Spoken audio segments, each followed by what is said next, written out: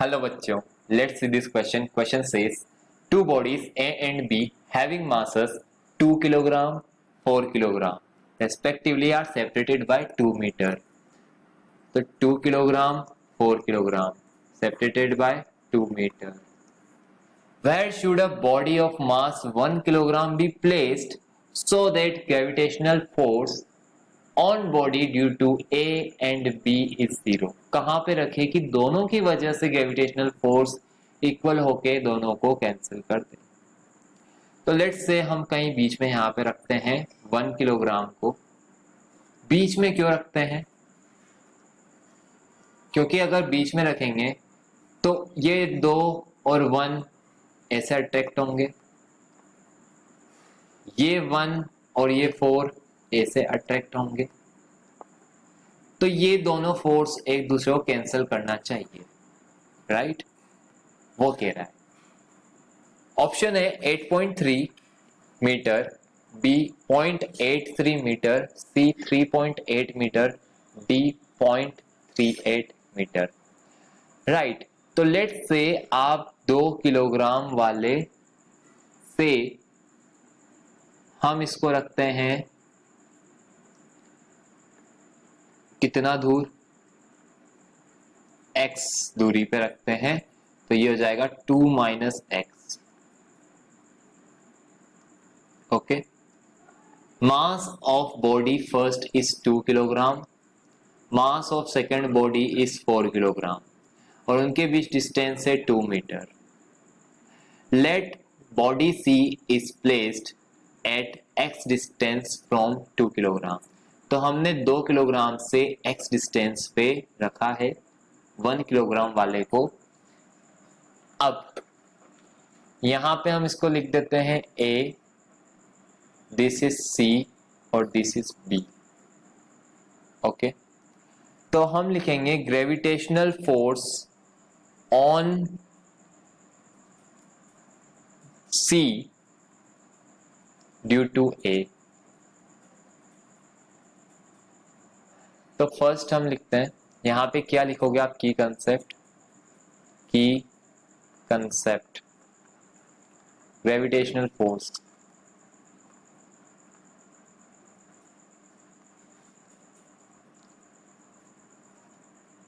ये जो है इसको आप थोड़ा दूर बना लेते हैं ताकि और अच्छे समझ में आ जाएगा।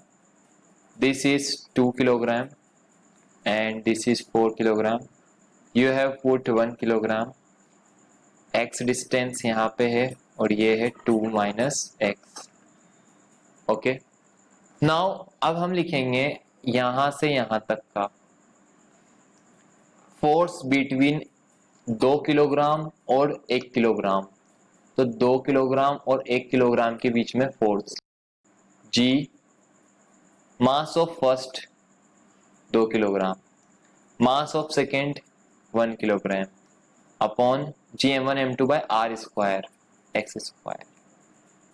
अब हम यहां का लिखते हैं, ठीक है? वो ऐसा होगा और ये ऐसा।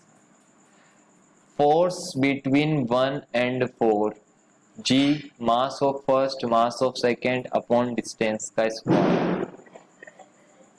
अब ये कह रहा है कि कहां पे रखूं कि टोटल क्या हो जाए? 0 हो जाए।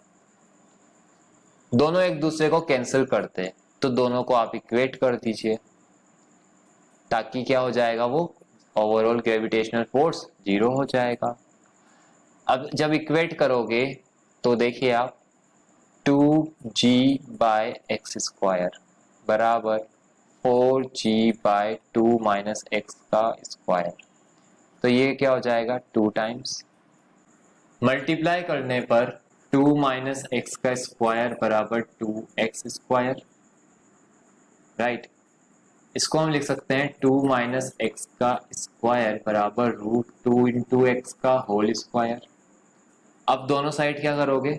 Square root both sides, square root of both sides. तो क्या आएगा? 2 माइनस एक्स बराबर रूट 2 इंटू एक्स। तो यहां से क्या आएगा? 2 is equal 1 plus 1.414 into x,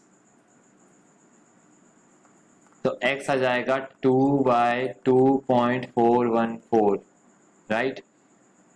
अब ऑप्शन देखिए,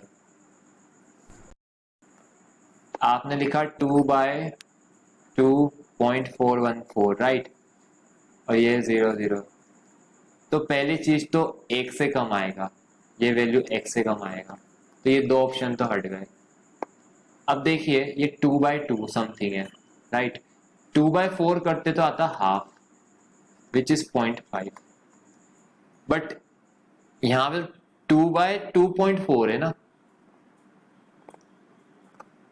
इसका मतलब ये जो वैल्यू है ये हाफ से तो ज्यादा आएगी, हाफ से ज्यादा आएगी, तो ये ऑप्शन तो नहीं होना चाहिए, ऑप्शन तो यही आएगा।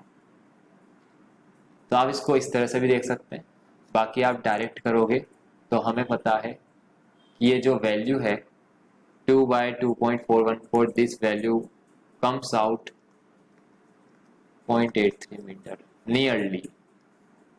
So this will be your answer.